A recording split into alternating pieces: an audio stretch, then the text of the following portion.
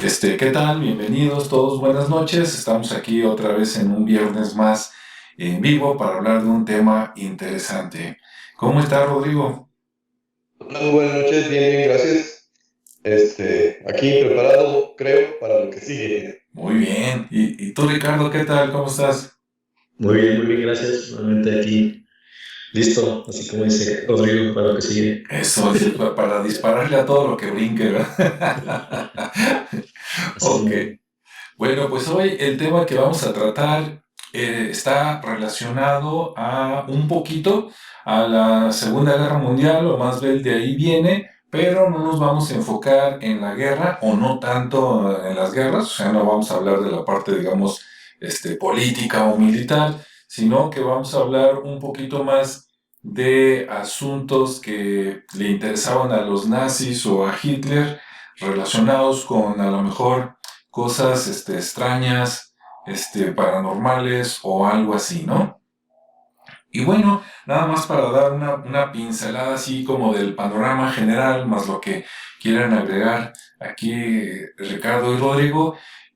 Yo sé que ahí desde Hitler, él tuvo algunos colaboradores que les gustaban los temas, las leyendas antiguas, ¿no? De hecho ahí viene lo de la raza aria, supuestamente la pureza, que era de una raza que venía de hacía miles de años y que ellos le iban a rescatar, ¿no? Para volver a dominar el mundo, digámoslo así de manera general.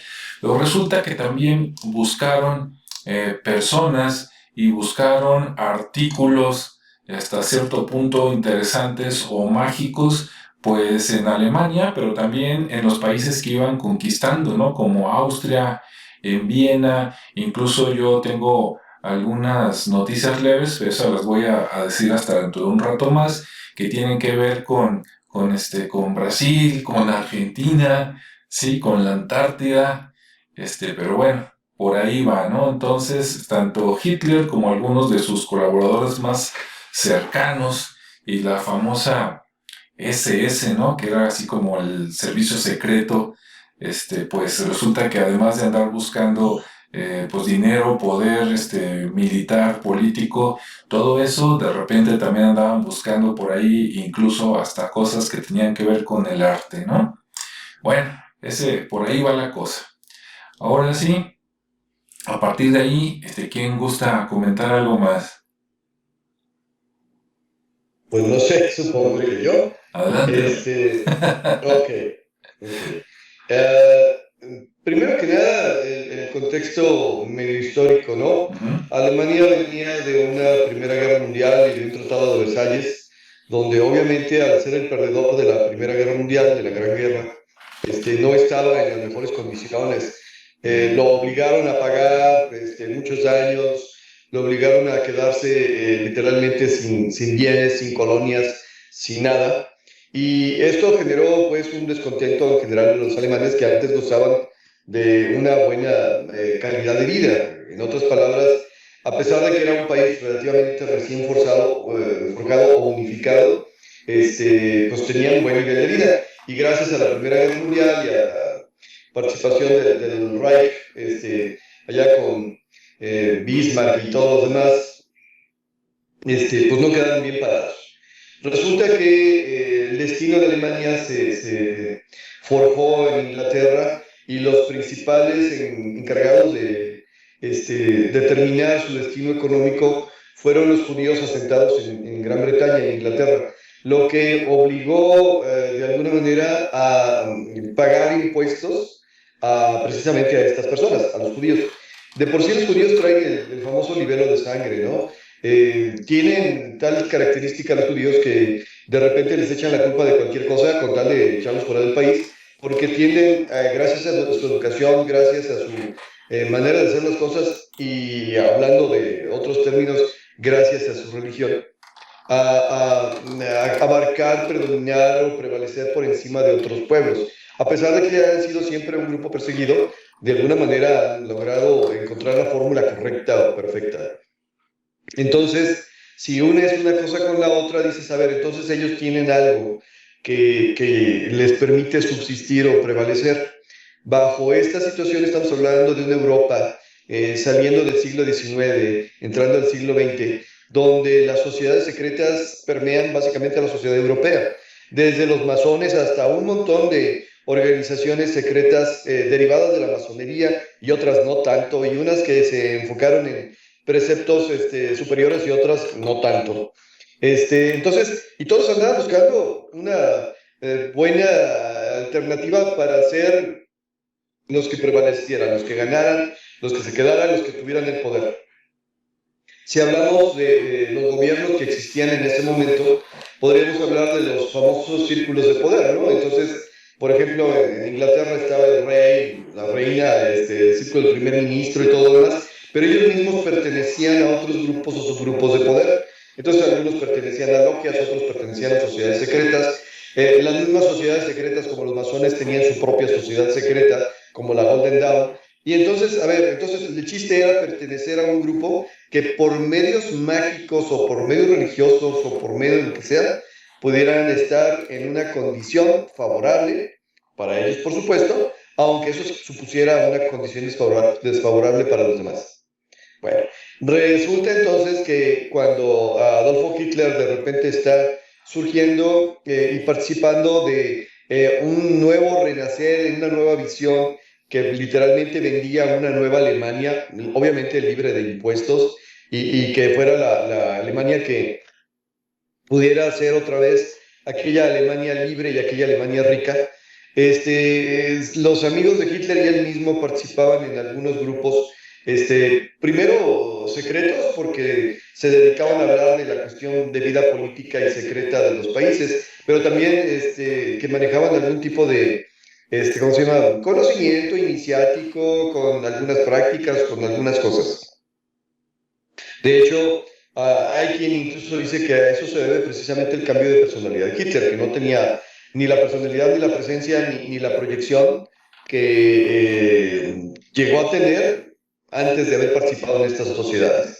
Bueno, haciendo un paréntesis en esta parte de la historia, ¿a quién no le gustaría tener algo o ser alguien que pudiera prevalecer sobre los demás, que pudiera estar por encima de los demás, que los demás le siguiesen, que los demás lo adorasen? Este es un tipo de pensamiento mágico que ha prevalecido en toda la historia de la humanidad, en toda, porque más que un pensamiento religioso es un pensamiento mágico. En alguna ocasión, en otro programa, comentaba yo que el pensamiento mágico tiene el problema de que no hila la causa y consecuencia. En otras palabras, no es que tú te hayas esforzado y lo hayas logrado, sino por el hecho fortuito de haber conseguido un talismán, un amuleto, o haber sido tocado por Dios, o haber tenido alguna iluminación, o algo por el estilo, ya de repente eres así. No es el trabajo constante y duro y todo lo demás. Entonces, normalmente todas las sociedades, en todas las culturas de todo el planeta, han tenido este tipo de prácticas y este tipo de creencias. En el caso específico, por ejemplo, del catolicismo, los católicos normalmente fueron muy buscadores de reliquias y en algún momento, pues, y creó un mercado negro de reliquias verdaderas y falsas que de alguna manera permearon por ahí, por ejemplo, estaba la historia de una reliquia que se suponía que pertenecía a Juana de Arco. Juana de Arco fue un personaje muy famoso, muy importante en la historia de Francia porque impidió que Francia desapareciera. Francia se iba a convertir en una colonia de Inglaterra. Entonces, a la hora de que por fin se ponen de acuerdo, dicen ya no nos ayuda Juana de Arco, la mandan quemar con el apoyo del mismo rey que había puesto. Y a la hora de quemar, hay partes del cuerpo que no se queman por completo, que son incombustibles, entre ellos los dedos de los pies y algunos espacios del corazón. Y pues, se supone que surgió ¿cómo se llama? ¿La reliquia? La reliquia de un dedo de Juana de Arco y se estuvo vendiendo por ahí en la Edad Media y pues resulta que cuando por fin ya pudieron terminar el dedo de Juana de Arco, en estos tiempos se hace la datación por radiocarbono y se hacen estudios y análisis y se determina que es una parte de una momia egipcia.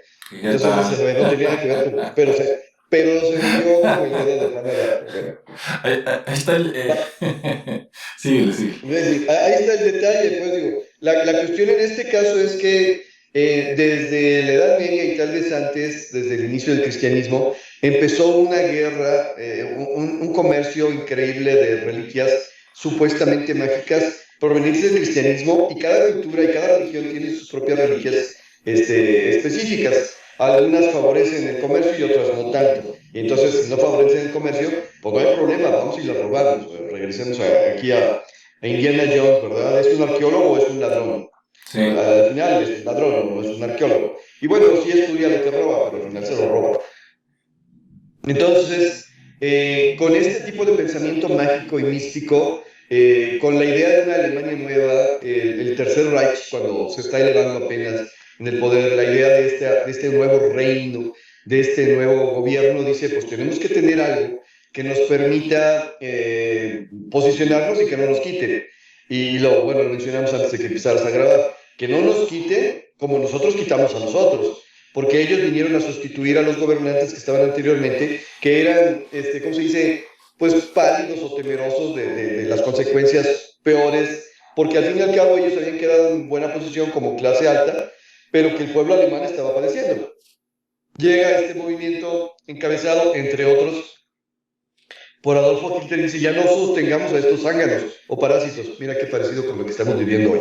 Ok, ¿por qué? Pues porque necesitamos, de alguna manera, volver a ser lo que deberíamos ser. La raza que prevalece, la raza superior, la raza pura. Entonces, ¿qué necesitamos hacer? Bueno, bajo esta premisa del pensamiento mágico, entre otras cosas, hay que conseguir algún tipo de reliquia o amuleto que impida que la magia de los demás, que la religión de los demás, nos pueda quitar del camino. Y entonces los alemanes, los nazis, empezaron a buscar empezaron a hacer una serie de expediciones a muchas partes del mundo, entre otras a algunas regiones del Tíbet, entre otras a partes de África, entre otras a América del Sur, ¿sí? Y allí buscaban precisamente objetos sagrados que pudieran servir como amuletos para evitar que fueran quitados. De entre las cosas que se pusieron a buscar, a mi entender, y siguiendo la tradición de los judíos nos tienen dominados, porque ellos tienen este tipo de objetos, pues vamos a buscar nosotros los objetos de los que les ganaron a los judíos. Y entonces se pusieron a buscar objetos del cristianismo. Y de ahí surgió pues la búsqueda del arca perdida, de la búsqueda de la espada de Longinos o la lanza de Longinos, que es supuestamente la lanza que atravesó el costado de Jesús para por fin ponerle fin a su vida material antes de que prevaleciera su vida espiritual, y el Santo Grial.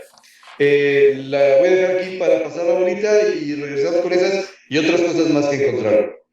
Muy bien, muy interesante, Rodrigo, gracias. Ricardo, ¿qué nos cuentas? Hola, bueno, es que iba a empezar con un poquito de contexto, pero ya Rodrigo ya lo planteó bien en la parte histórica. Pero vamos. ¿Cómo le haces? Échale más. Bueno, lo voy a retomar con otra perspectiva, para que también porque hablábamos de un Hitler que, bueno, él no pintaba para hacer lo que fue, ¿no?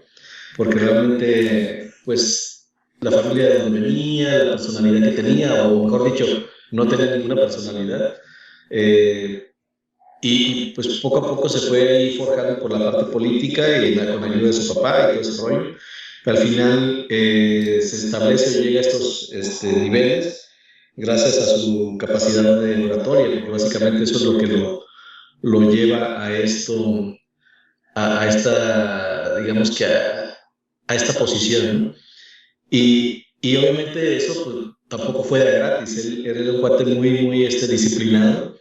Eso es lo que hay que reconocer, que era inteligente y disciplinado en el sentido de que para lograr esos discursos pues no eran tan así tan naturales, ¿no? Él sí le dedicaba muchas horas a estudiar, a prepararse, incluso se grababa. Por ahí hay grabaciones que todavía se encuentran, a pesar de que él pidió que las borraran a su fotógrafo. Hay grabaciones donde él se observaba, veía de qué perfil, de qué lado, todo eso. Y bueno, así es como él se preparó mucho para poder tener ese discurso y poder tener esa capacidad de oratoria y de convocatoria que ya todos sabemos, ¿no? Por ahí hay situaciones también muy interesantes o curiosas, por ejemplo, lo del bigote, ¿no? Ese bigote cuadrado que antes de lo que fue la guerra no lo tenía un mostacho como todos los demás, normalito, pero el tema fue que con el gas pimienta que utilizaban mucho, pues la máscara no le estorbaba el bigote, pues, para cubrirse del gas.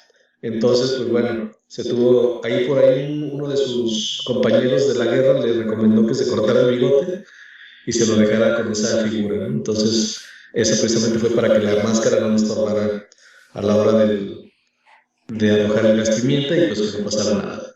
Entonces, no es tanto así como el personaje que se fue preparando, ¿no? Sino que fue parte también de los hechos que de repente le dieron una personalidad y una figura que ya todos conocemos con ese bigotillo tan característico tipo Charly García también. Sí, o no sé si Charles Chaplin en algún momento antes, ¿verdad? Ok. Sí, pero fue muy característico, pues, y todos recordamos o Chaplin o Hitler, ¿no? Sí. Y en mi caso, Charly García, también por traer ese lunar blanco ahí. Pero bueno, y él, pues bueno, empieza con esa, digamos que se empieza a ver el resultado de toda su preparación retórica y de oratoria, y comienza a ver esos resultados, y obviamente como cualquiera que no sabe, por así que manejar el poder, pues se empieza a desbordar, ¿no? Se empieza a llenar de temas propios de que no sabe manejar un poder tan grande como él trae, y de repente empieza a tomar decisiones muy locas, ¿no? Pero afortunadamente tenía muchos asesores, y esos asesores, había mucha gente muy, muy inteligente, incluso había gente premio Nobel, y por ahí leí también que en algún momento fue nombrado, o lo postularon para que fuera el premio Nobel de la Paz a Hitler.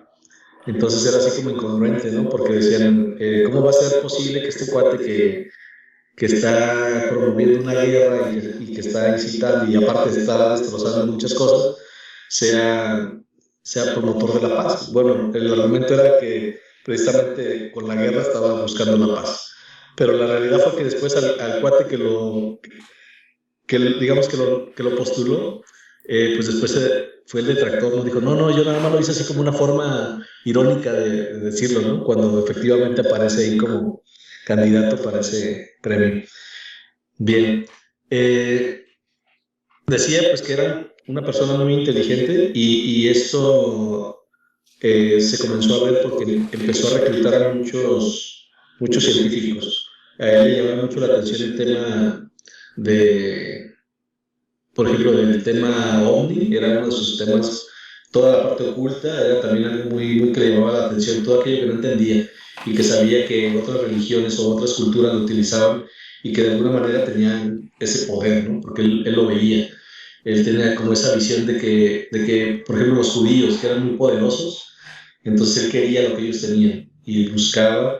Entonces, parte de poder obtenerlo pues fue acercándose a ellos, pero se acercaba a los intelectuales, a los músicos, porque también era alguien que sí disfrutaba y valoraba el arte. Entonces, bueno, o sea, se hizo de mucha gente así. A muchos los agarró para investigaciones, todas las investigaciones se les veía una parte bélica. Entonces todo tenía al final aunque no se hubiera investigado para la guerra, él de repente buscaba como el diferenciador, el ser más que los otros mediante la guerra. Entonces, si bien encontraban el gas pimienta que lo habían hecho para otra cosa, pues luego lo dijo, ay, ¿qué sucede? Entonces esto nos sirve para matar a la gente, ¿no? Para ir ganando esta guerra. Por ahí también se encuentra una campana, que es uno de los inventos más representativos de él, y que fue medio loco, porque esa campana tiene la figura de una campana. De hecho, Estados Unidos la tiene actualmente, la recuperó y la guardó, supuestamente la tiene escondida, pero esa campana, había mucho científico importante de esa época, la empezaron a construir con tecnología que no se sabe de dónde la obtuvieron, pero esa campana lo que generaba era una especie de radiación. y esa radiación pues obviamente mataba a los que estuvieran cerca, ¿no? Por lo menos empezó con una de 2 metros, luego 20 metros y así se fue ampliando el radio hasta que los mismos científicos murieron, porque a pesar de que traían protección y estaban todos cubiertos, pues murieron. Y por ahí se escapó alguno que no fue ese día y logró continuar con la investigación. Y entonces después descubrieron que podía tener más alcance y que podían hacer más daño, ¿no? Pero bueno, afortunadamente no la sacaron a... Ahora sí que ese proyecto no salió al público y no causó tanto desastre como lo otro que ya todos sabemos. Pero, pero incluso hay situaciones donde había, bueno, los ovnis siempre han existido, ya lo hemos visto incluso en pinturas y hemos hablado de ello. Y por ahí, Alemania, en una selva negra que tiene, una vez encontró una nave, mandó ir por ella, a que fueran por ella, a hacer como una especie de reingeniería inversa y ver de qué manera podían rescatar tecnología de ahí, ¿no? Parte de esa tecnología pues sirvió para hacer los cohetes que estaban muy, muy adelantados también en esa parte. Ellos empezaron a hacer cohetes teledirigidos, de tierra, de mar, o sea, la verdad es que estaban muy, muy creativos, pero como digo, todo estaba enfocado a atacar, ¿no? A hacer guerra, a destruir. Entonces, pues bueno, por ahí, dentro de esos experimentos también empezó a hacer la parte de los aviones, a querer volar con otro sentido, ¿no? Digamos, como lo hacían las naves que levitan. Entonces, también hay unas referencias en la Luna. Se cree que los primeros que fueron a la Luna fueron los alemanes, los nazis. ¿Por qué? Porque descubrieron precisamente en la Luna algunas evidencias y unas excavaciones y tierra removida. O sea, por ahí hay rastros de que fueron ellos, ¿no? Entonces se los atribuyen. Y bueno, dentro de esa experimental, pues no lo dudo que pudieran haber sido ellos, porque pues tenían mucha gente que conocía el tema, tenían el equivalente a Albert Einstein, y obviamente en Estados Unidos pues también estaban trabajando en la parte atómica, ¿no? Ellos también estaban experimentando con las bombas atómicas, mientras que Estados Unidos también estaba haciendo lo propio. Entonces por ahí Alemania les llevaba un poco más de ventaja porque tenían los científicos, tenían la gente, tenían el intelecto para hacerlo, y aparte estaban recuperando tecnología extraterrestre para hacer armas. De hecho, ahí hay una especie de pistola muy, muy interesante que era una especie de radiación, enviaba radiación y era como los microondas, más bien era eso, eran microondas y lograban quemaduras de tercer grado, ¿no? Entonces era un arma que disparaba microondas y lograba quemar internamente y superficialmente, entonces era muy, muy peligrosa y pues no hacía ruido, era simplemente disparar microondas a las personas. Y bueno, entonces como decía Rodrigo, luego les empezó a dar por buscar esos artefactos simbólicos que generaban o que tenían poder dentro de las culturas, ¿no? Entonces empezaron a andar explorando esos lugares para ir captando piezas o recuperando piezas para posteriormente investigarlas, descifrarlas, porque muchas veces, como decía, hacían su reingeniería inversa para tratar de obtener información y luego canalizarla de una manera bélica. De hecho, la misma campana, ahorita recuerdo que esa campana al final lograba crear un vórtex. Supuestamente este vórtex lo que hacía era abrir un portal en el tiempo. No se sabe si para atrás o para adelante, pero al final se cuenta un tema de viajar en el tiempo, y eso también pues ya no se comprobó, o a lo mejor sí, pero mucha gente que estuvo ahí pues desapareció porque pues era un arma muy peligrosa y no sabían su alcance. Entonces decidieron no continuar con el experimento porque ya había costado muchas vidas propias de la gente que estaba experimentando, y se estaban acabando los científicos. Entonces pararon ese experimento y bueno, ahí... ¿Qué pasó? ¿Qué dices? Se suspende el experimento por falta de cobayas. Sí.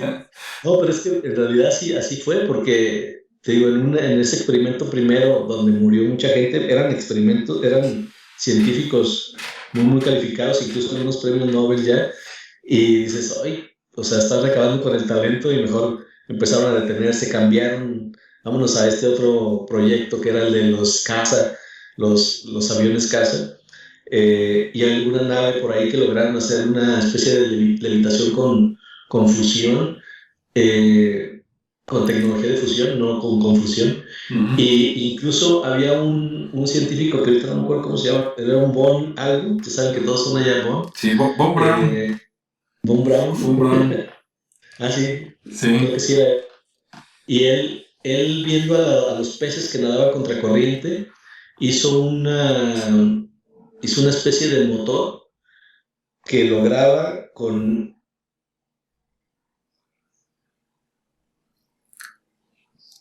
Ah, caray, sí, le diste al micrófono sin querer.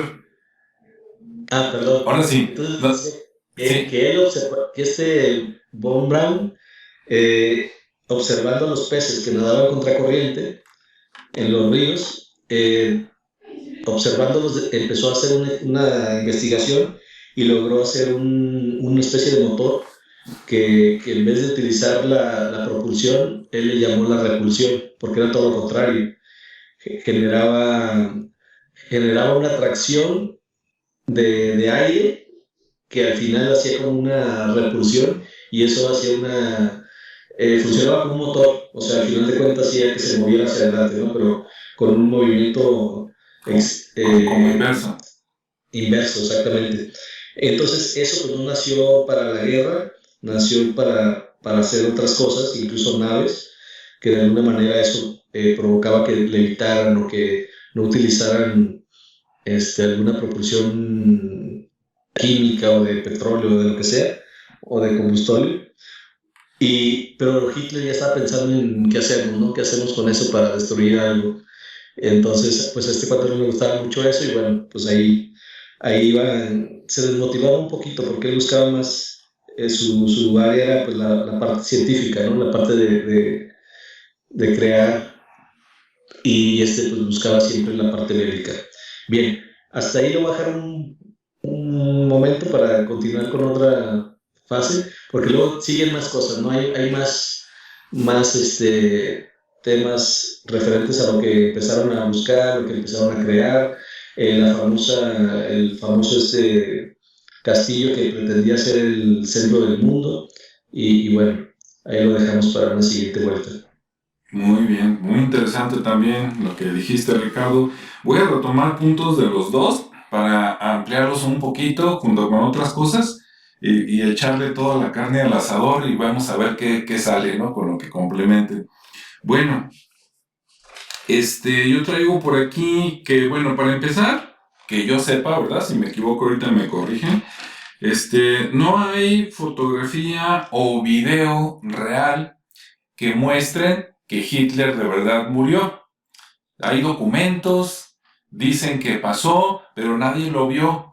Sí, cualquier coincidencia con Estados Unidos, cada que dice que mata a alguno de sus enemigos y nunca los presenta muertos, pues yo creo que no es casualidad, ¿no?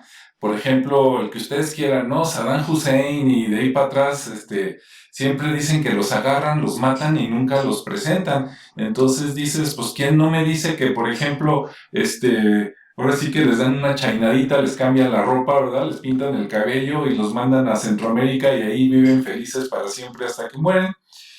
Relacionado con eso de Hitler, ¿no? Que dicen que se suicidó, otros dicen que se envenenó ya cuando lo iban a agarrar, aunque eso suena muy poético, ¿no? Muy de cómo mataban a los papas antes o cómo se mataba a los emperadores, ¿verdad? Cuando ya no les convenía. Entonces está la duda de si de veras murió o no. Por otro lado, uno de sus colaboradores, que era, según eso, su secretario particular, se llamaba Rudolf Hess. El apellido me recordó a Hermann Hess, ¿no? El del lobo estepario, ahí por si alguien quiere acordarse de la secundaria. o de la prepa.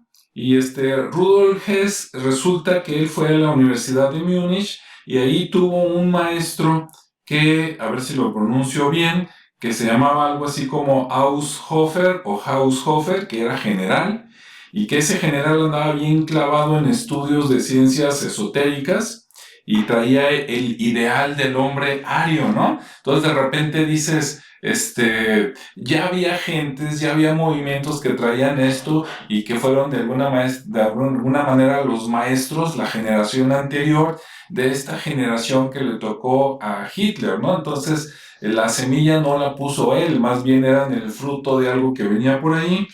Y bueno, rescatando por ahí lo que dijo Rodrigo de las reliquias, yo por ahí alcancé a ver en un video muy interesante que comentaban que más o menos por ahí de 1937-38, en Viena, en uno de los museos, que no traigo el nombre, tenían en custodia la lanza esa, ¿no? Que Rodrigo se sabe bien el nombre, yo le puse nada más la lanza pretoriana, pero, ¿cómo se llamaba Rodrigo? ¿La qué? La lanza de Longinos. Se supone que Ese. Longinos es el nombre del soldado. Oh, ese mero, ándale. Y que pues es la que supuestamente atravesó, ¿no? El cuerpo de Cristo. Entonces dicen que Hitler, cuando invade Austria, llega a Viena, se apodera de la lanza y la oculta en una cripta de la Catedral de Santa Catalina en Nuremberg. O sea, se la lleva a Alemania, ¿no?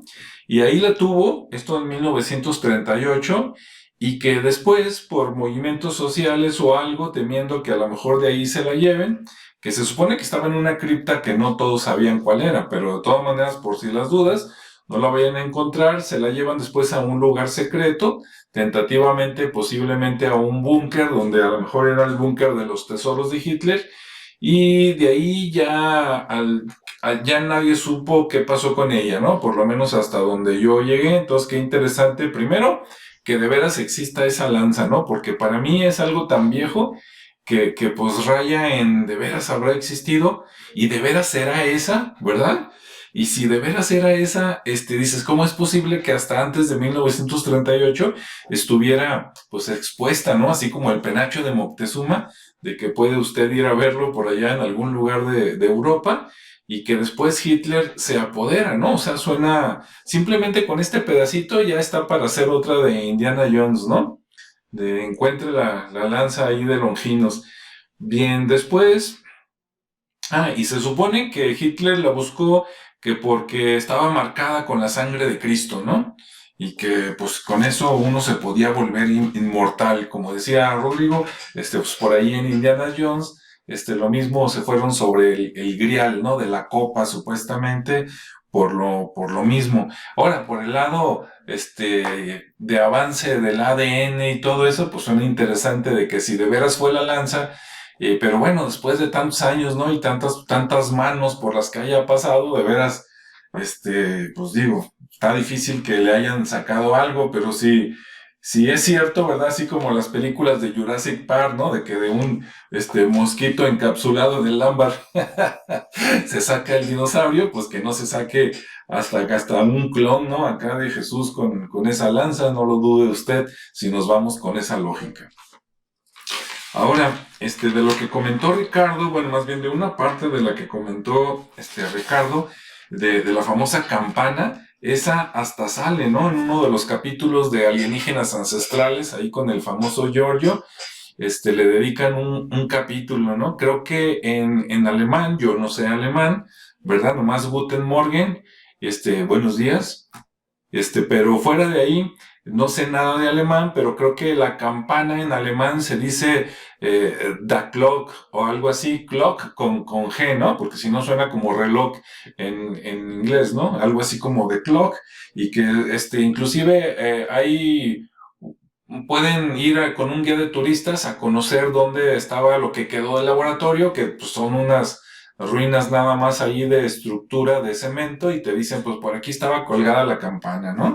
Y para el que quiera saber más, a menos que ahorita también en la siguiente vuelta, Ricardo nos complemente por ahí algo. Y bueno, pues así se las gastaban con investigaciones esotéricas. De hecho, Hitler, dicen que en algunas noches que empezó a tener, bueno, cualquiera que llega al poder, para llegar al poder tiene que hacer asociaciones con grupos de poder, políticos, militares, y en algunas situaciones hasta con los grupos del poder que están atrás de los grupos de poder, ¿no? Y dicen las malas lenguas que algunos de esos grupos, pues inclusive hasta pueden ser no humanos, ¿no? Entes por ahí, raras. Y por acá hay un nombre que ese sí no alcancé a anotarlo, pero un alemán que también era de la generación anterior de Hitler, que dicen que él estuvo enseñando esoterismo a Hitler durante 3 años y que en esos años le enseñó técnicas que tenían que ver con los lamas del Tíbet, donde él, Hitler, se podía conectar con ellos. Y dices, ¿quiénes son ellos? Pues piense usted lo que quiera, ¿no? Demonios, entidades, los que están detrás de los gobernantes, como quiera. Pero como todo tiene su precio, dicen que después Hitler empezaba a tener pesadillas y que se despertaba gritando en la noche, ¿no? De que ahí está, viene por mí. Ahora, lo interesante es que hasta donde lo que yo pude leer, no decía vienen, plural, decía viene, ¿no? Entonces, ¿quién viene por ti, verdad? Pues a quién le prometiste qué, ¿verdad? O a quién le pediste qué.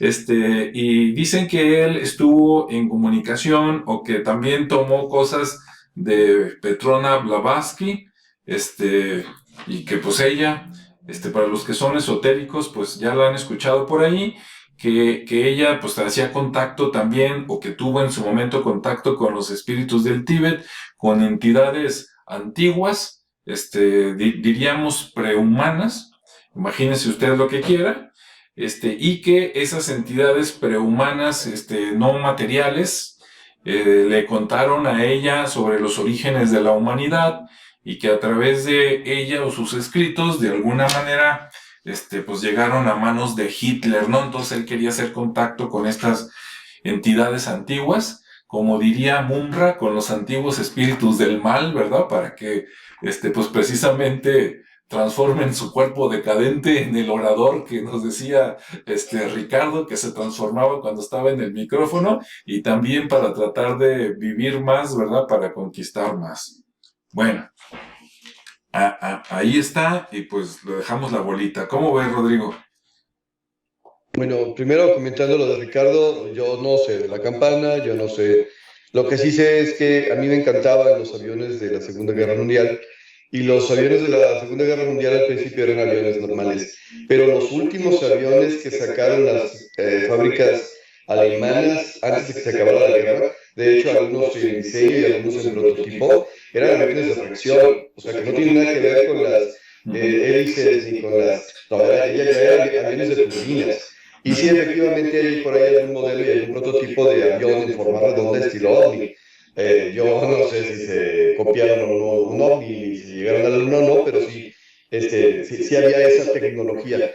Y bueno, si de haber salido un poquito antes y tener todavía presupuesto para hacerlo, hubieran hecho alargado la guerra un rato más porque los otros aviones quedaban en ridículo comparado con lo que estos aviones podían hacer.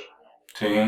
Bien, continuando un poquito esta situación de las búsquedas, precisamente la búsqueda de decir, a ver, los curiosos son los que tienen el poder y nosotros queremos ser los que tenemos el poder, pues se enfocan en la búsqueda del renacer de la raza aria.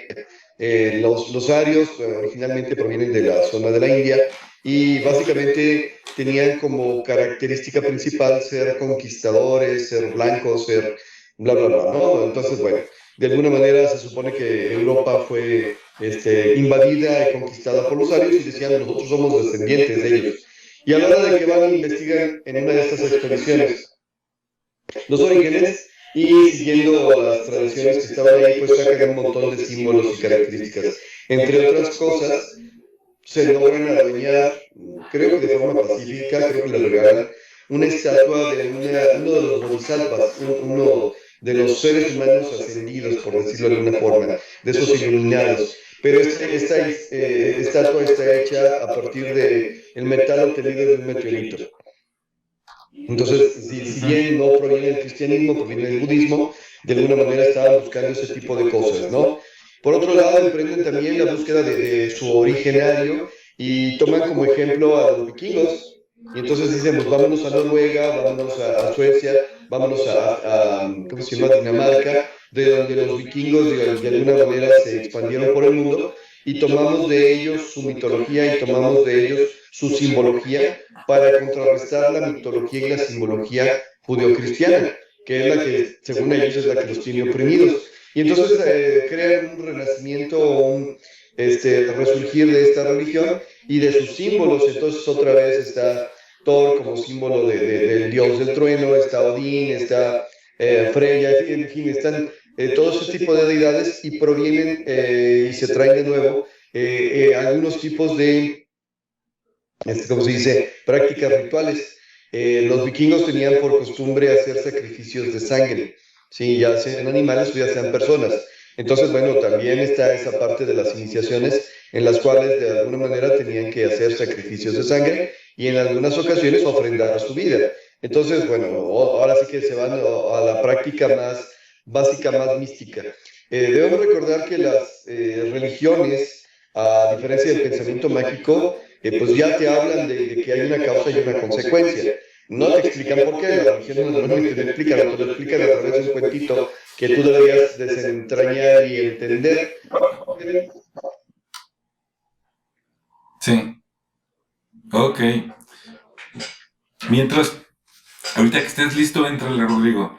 Mientras, Pero ok, bien. la situación es que en este tipo de prácticas y en este tipo de religiones, normalmente se busca la intervención de una deidad o de un ser superior o de un ser más poderoso, ¿no?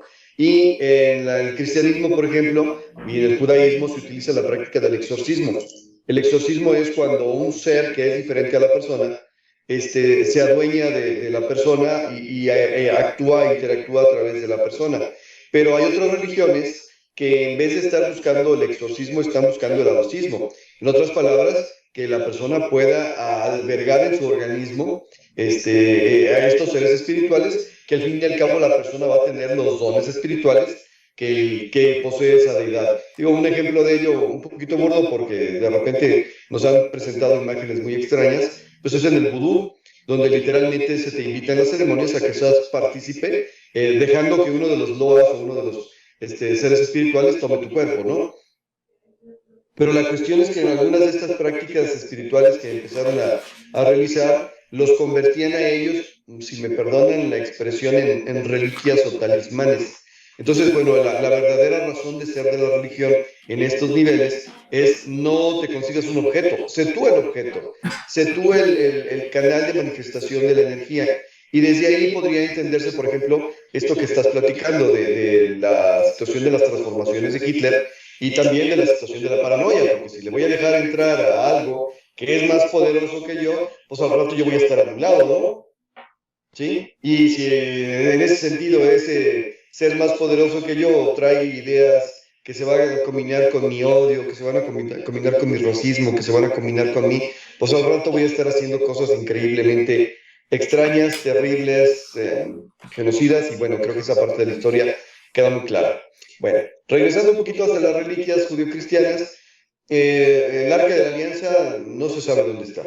En teoría, si como en las películas de Indiana Jones lo hubieran rescatado, pues la tienen muy bien escondidita. La característica del Arca de la Alianza es que el que posea el Arca de la Alianza la puede utilizar como herramienta, como arma, porque tiene la capacidad, entre otras cosas, de comunicarse directamente con Dios, pero también de ser el baluarte o el elemento que te permita ganar cualquier batalla. O sea, en los relatos de la Torá y de la Biblia, cuando los judíos se iban perdiendo, se llevaban el arca de la alianza al frente de batalla y el otro ejército acababa perdiendo. O sea, era el elemento, la reliquia, no sé cómo decirlo, el símbolo sagrado que hacía que la comunicación con Dios se presentara. En los relatos de Moisés, por ejemplo, si bien el arca de la alianza todavía no estaba presente, es cuando el ejército egipcio está a punto de alcanzar al pueblo judío a un lado del Mar Rojo, se aparece una nube de truenos y rayos y fuego. Luego dicen que todo eso se convirtió en el arca de la alianza. Entonces imagínate el poder de ese objeto. Y bueno, insisto, ese no se sabe de que haya sido recuperado. Por otro lado, la lanza de Longinos, que tiene ¿cómo se dice? La historia, la leyenda de que quien la posea va a vencer, pero que si la llega a perder, llega a perder la lanza, va a ser derrotado, así, definitivamente, así. Si tienes la lanza, vas a ganar a donde quiera que vayas. O sea, te hace inmune. Pero si la llegas a perder, no es que tengas oportunidad, ya no hay oportunidad, vas a ser derrotado. Y la cosa es que con la lanza hay 3 versiones. No recuerdo los nombres de los museos, pero así como dices tú, pero una de ellas está en un museo que normalmente se califica así como la lanza de Longinos, pero tiene características de ser una lanza de las que utilizaban los judíos, no los romanos. O sea, es una punta de metal completa con forma de lanza común y corriente, así de una forma de rombo puntiagudo. Y bueno, dicen que es la lanza que atravesó el costado de Jesús, pero ese tipo de lanzas no la utilizaban los judíos, la utilizaban, perdón, los romanos, la utilizaban los judíos. Está otra lanza de Longinos que se supone que está guardada en algún lugar del Vaticano. Estoy viendo la imagen de Ricardo, se ve extraño. Y la situación es que ahí también tiene características que no son propiamente la dicha, pero los del Vaticano dicen que esa es la auténtica, ¿sí? Y en tercer lugar está la que está en un museo de Austria, que es una lanza compuesta. El núcleo de la lanza sí es básicamente una lanza de ejecutor de las crucifixiones, que básicamente es una punta alargada, no tiene forma de navaja o cuchillo, sino que es una punta. Y alrededor de esa punta pusieron un elemento metálico adicional que sí tiene forma de lanza tal como la conocemos, pero que así no utilizaban los romanos y menos para una ejecución. Ahí lo que se trataba era que penetrara rápidamente el costado o rápidamente el cuerpo, entonces una punta básicamente.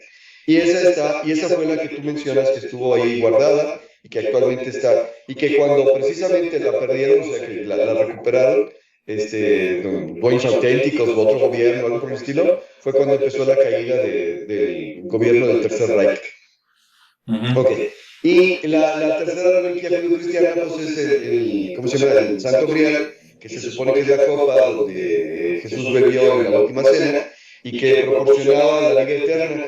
Yo no sé si sea cierto o no sea cierto. Yo lo que sí sé es que como simbología, por un lado, la cuestión del Arca de la Alianza es un objeto sagrado custodiado por 2 querubines de oro y podría representar a la glándula pineal custodiada por los 2 hemisferios cerebrales, que el Santo Grial podría representar básicamente la recepción o el punto de conexión del ser humano con Dios, que básicamente estaría colocado sobre la zona del corazón y que de alguna manera está haciendo referencia otra vez a una metáfora a partir de un mito, pero de que existen objetos que se determinan como objetos sagrados, pues sí, definitivamente sí hay.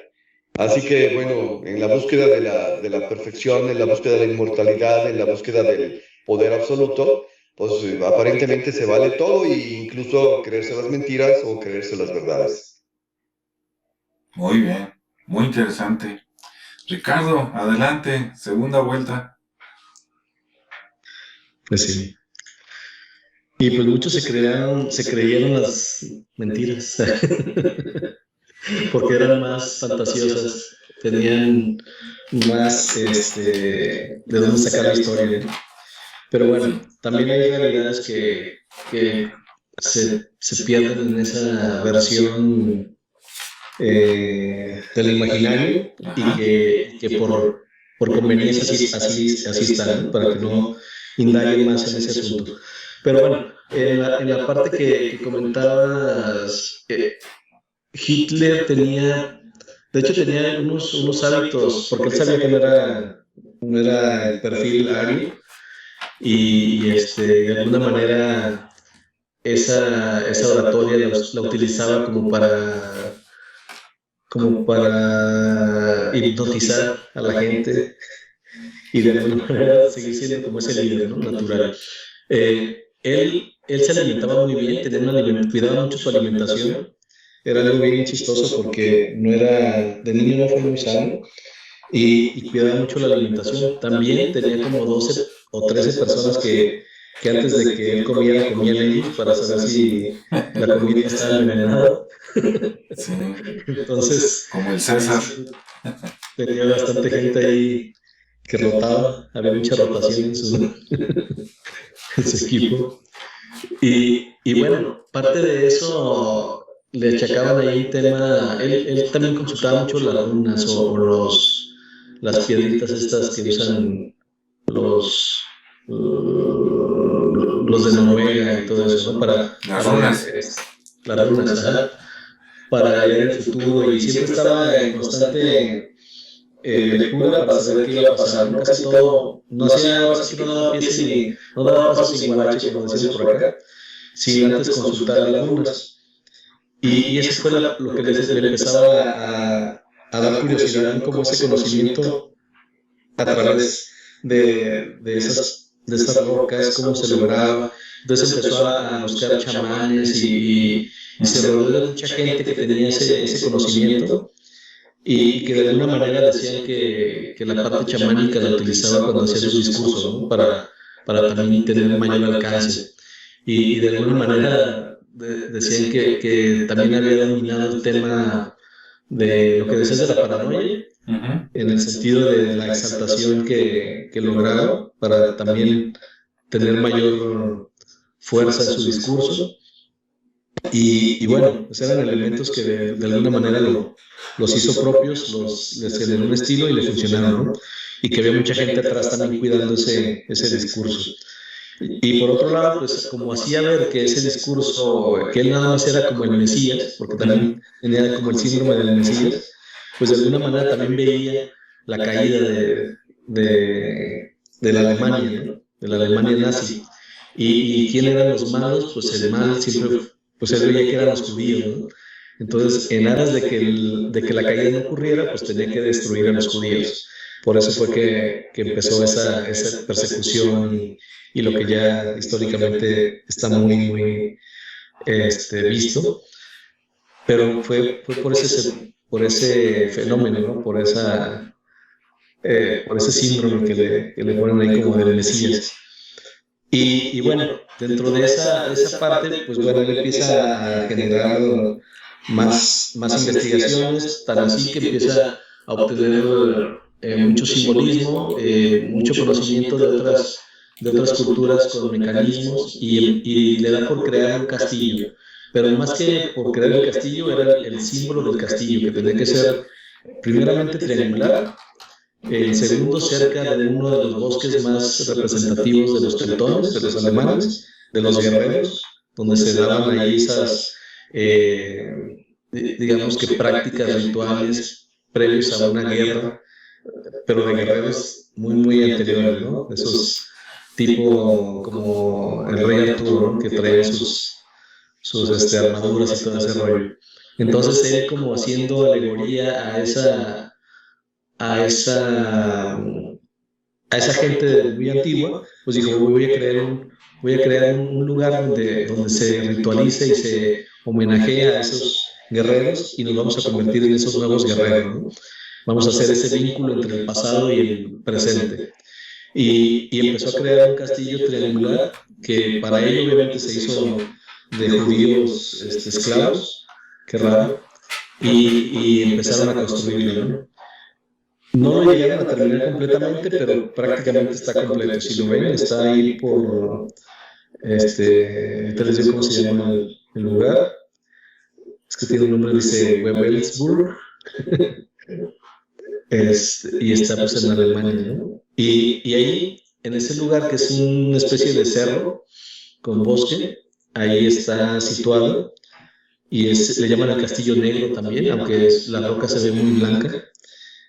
Pero como adentro está en el centro una figura que representa el sol negro, que es la suástica con 12 rayos, que eran también los 12, digamos que sabios o los 12 personajes que iban a estar alrededor, como en la mesa redonda de Arturo. También se imaginaba que iba a haber una mesa redonda y que ese lugar, de hecho, ahorita lo convirtieron en un museo. Y exactamente ahí donde está el sol negro, está un lugar con puff ahí para que la gente vaya y se siente, y se llama el Salón de los Líderes Supremos, así se llamaba ese salón. También tiene, está rodeado por 12 columnas, tiene 12 rayos, y en la cúpula está también esa figura, pero en dorado. No están los 12 rayos, están 4, que es la parte de la suástica, pero con unas extensiones, y con 4 orificios, porque esa parte también tiene una simbología de que por ahí en algún momento podrían llegar los rayos a iluminar y a darles ese poder, ¿no? Así me imaginé un poquito a Frankenstein, ¿no? Cuando necesitaba de la energía. Y bueno, esa fue como una de las obras donde él pretendía que fuera el centro del mundo, porque a partir de ahí la cultura nazi o los alemanes se iban a empezar a expandir e iban a lograr pues el imperio que soñó este cuate y que afortunadamente no logró en ese sentido de hacer el mal, ¿no? De ir conquistando y matando gente. Porque por el otro lado también, pues todo lo que investigó, yo me imagino una cultura, digamos que ganaron la guerra, ¿no? Que ya no había, independientemente de lo que haya pasado, es algo hipotético.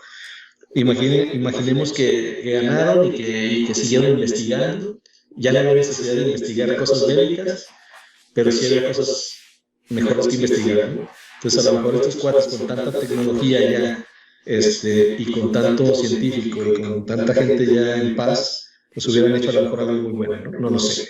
Ahí en otra realidad alterna pudiera ser que lo descubramos. Pero sí fue bastante interesante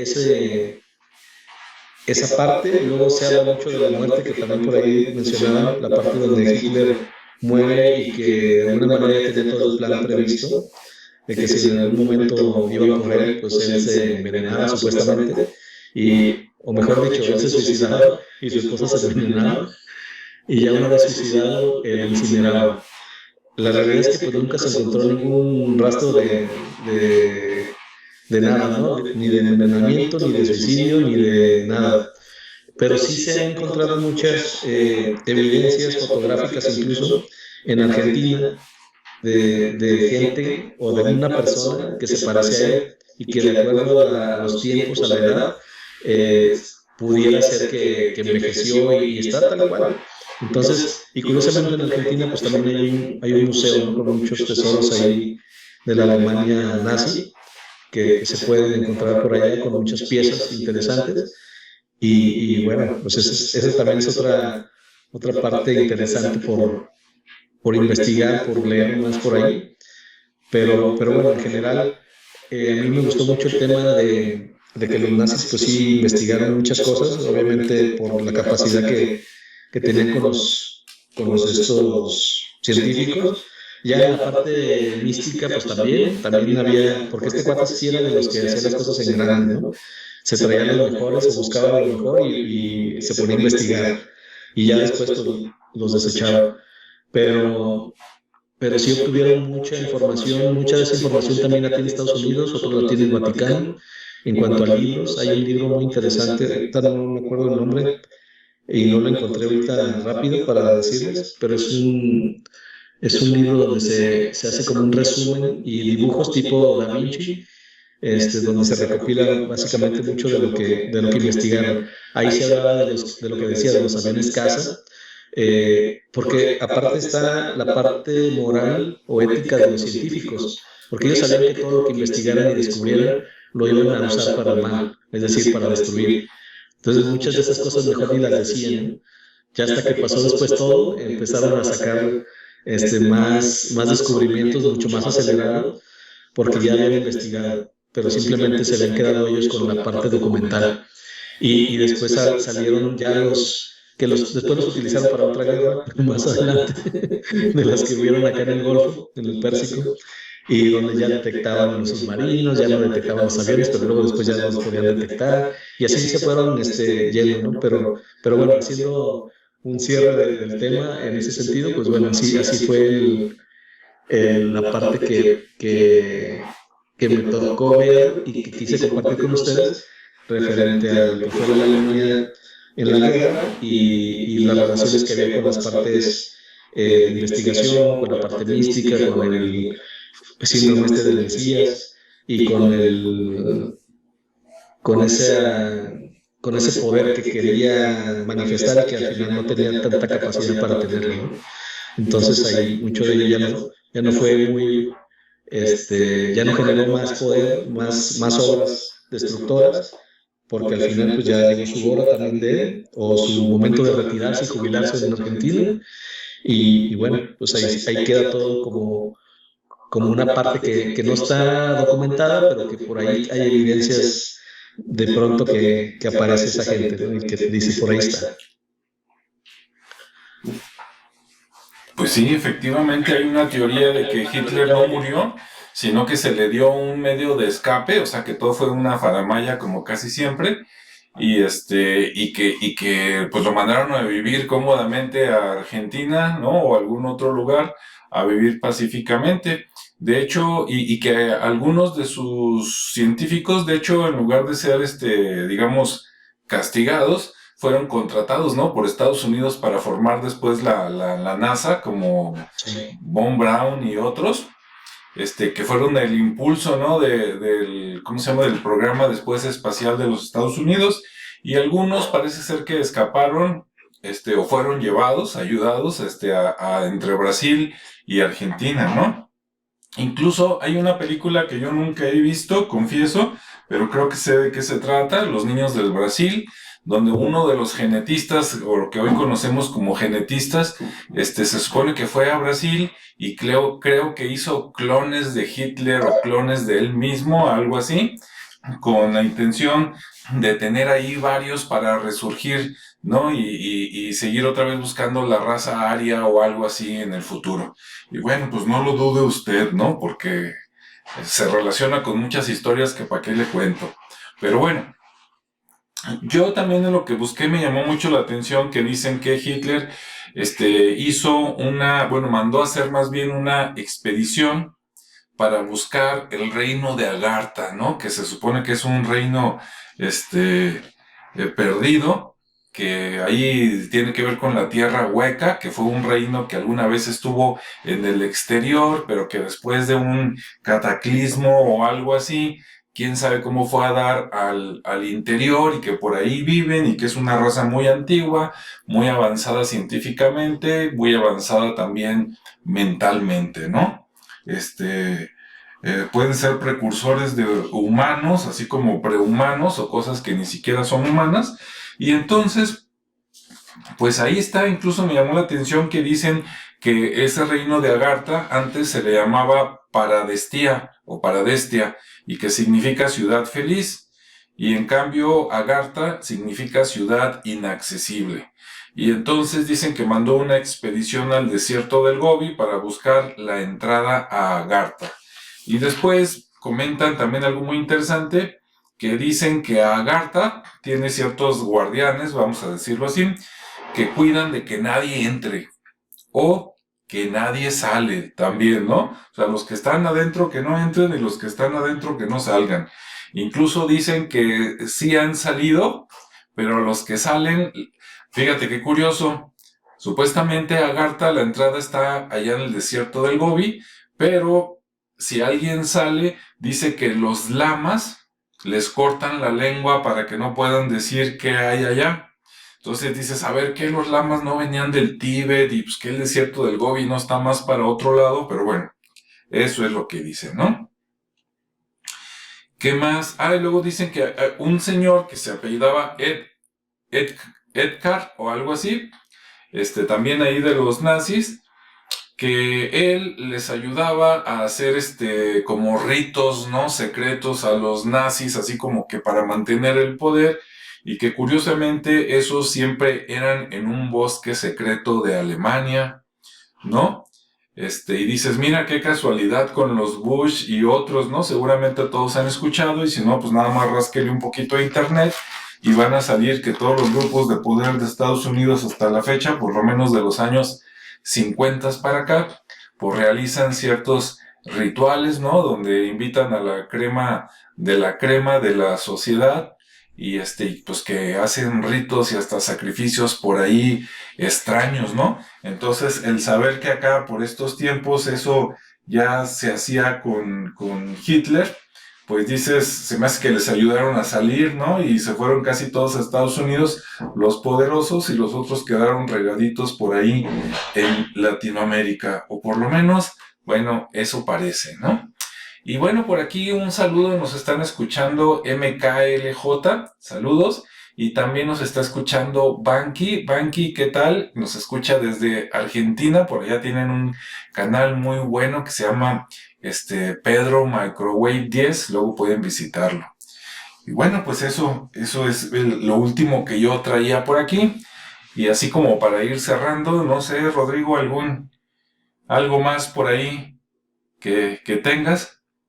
No, nada más básicamente digo, si estamos hablando de ir a conseguir el poder a través de un objeto, mejor conviértete en un objeto de poder, o sea, no es mágicamente que vaya a protegerte. Bien, voy a contradecir un poco lo que acabo de decir. Si vas con un sacerdote y te bendice una cruz o una imagen, si vas con un santero y no sé, te dan algún objeto, bueno, no es que no te cuide, la cosa es que la gente abusa y piensa que sencillamente por traer el objeto, no vas a, ya a pasar nada, va a pasar lo que tienes marcado en tu destino y lo que has estado forjando a partir de tu conducta. Así que el mero objeto no te va a salvar, lo que te va a salvar es tu conducta y lo que te va a salvar es tu destino, por así decirlo, ¿no? Tu predisposición a hacer y vivir las cosas como tiene que ser, que es parte de lo que contradice un poquito las religiones, porque pues ¿de dónde sacamos negocio? Pues mejor te vendo unos cirios, o mejor te vendo una cruz, o mejor te vendo... No, mejor sigue las enseñanzas de esta religión o de la otra para que vivas de acuerdo a ellas. Entonces, no seas un talismán, no seas una reliquia, no seas un amuleto, sea una persona que vive y que acepta las causas y las consecuencias. Ese sería mi comentario. Ah, excelente comentario. Así en las palabras sabias de Rodrigo, yo le diría, no sea borrego, échele ganas, ¿no? Mejor desarrollese usted ahí en lugar de andar creyendo en quién sabe cuánta cosa. Ricardo, ¿alguna recomendación? Sí, me ganaste. No sea, yo también le diría, no sea borrego, mejor respete su individualidad y hace su voz, no siga, no sea un seguidor, mejor sea un líder. Muy bien.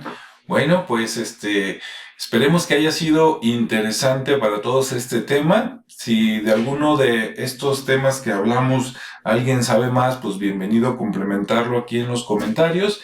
Si tienen alguna pregunta, los que están conectados, adelante.